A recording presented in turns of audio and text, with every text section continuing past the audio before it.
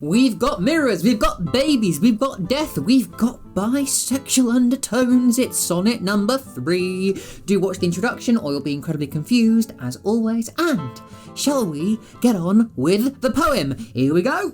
Look in thy glass and tell the face thou viewest. Now is the time that face should form another, whose fresh repair, if now thou not renewest, thou dost beguile the world, unbless some mother. For where is she so fair whose unaired womb disdains the tillage of thy husbandry? Or who is he so fond that will be the tomb of his self-love to stop posterity?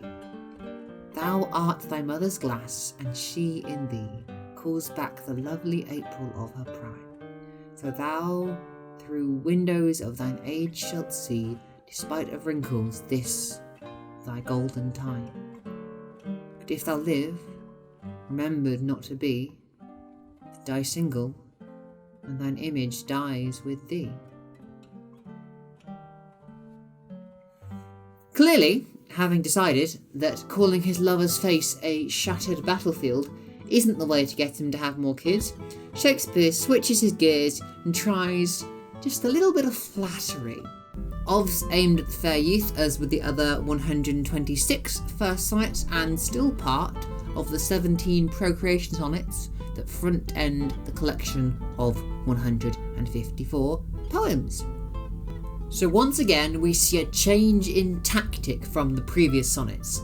This time we have a form of flattery. The main thrust of this poem is insisting that the youth's beauty is evident. Just look in the mirror, you fetching man, you. And the sooner he finds an equally attractive woman, the better. Come on, we need those babies, my friend. There is more of a focus on the female component of the baby-making process. Because, let's be honest, up until this point, these reproductive sonnets have been, ironically, a bit of a sausage fest. We have a focus on the mother of the youth and the mother of his future child. A rather clear and direct link is drawn between the two of them, and this can lead to a rather Freudian reading of this particular sonnet. For those blissfully ignorant souls who are unaware of Freudian analysis, allow me to enlighten you. Sigmund Freud was an Austrian neurologist who basically created modern psychoanalysis. And one of his most well-known and controversial ideas was this idea of the Oedipus Complex.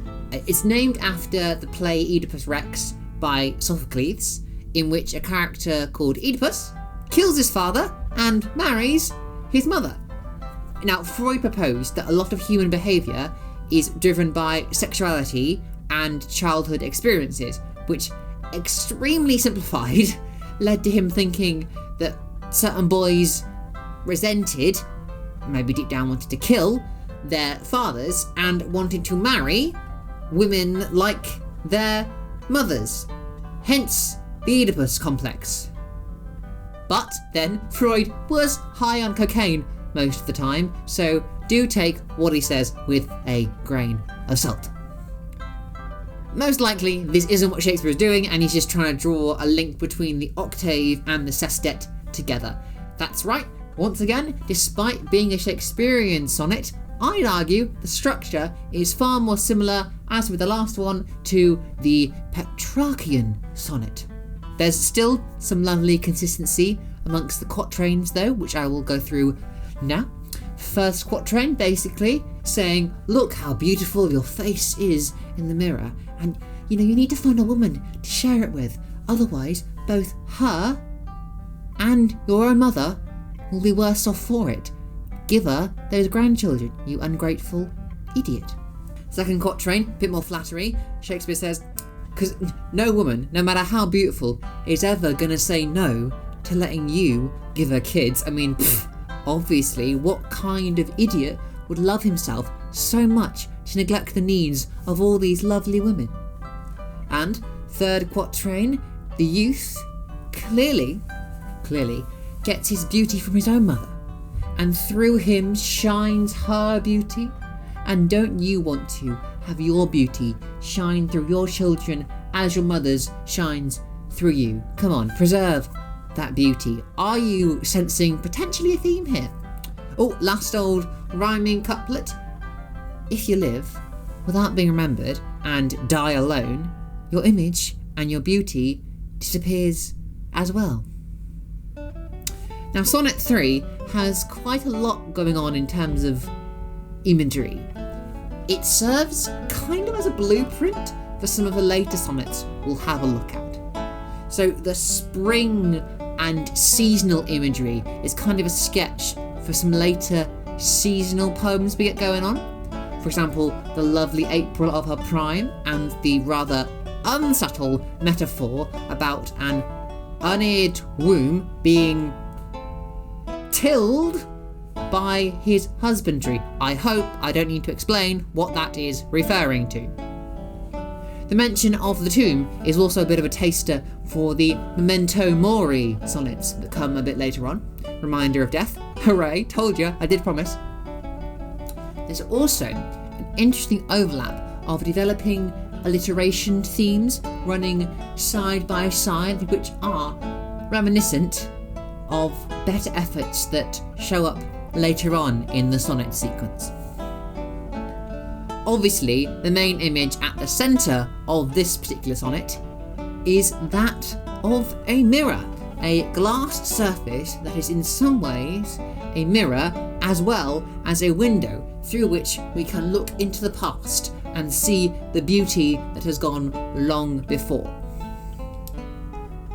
Overall, I think I prefer this sonnet to the procreation sonnets that have gone before.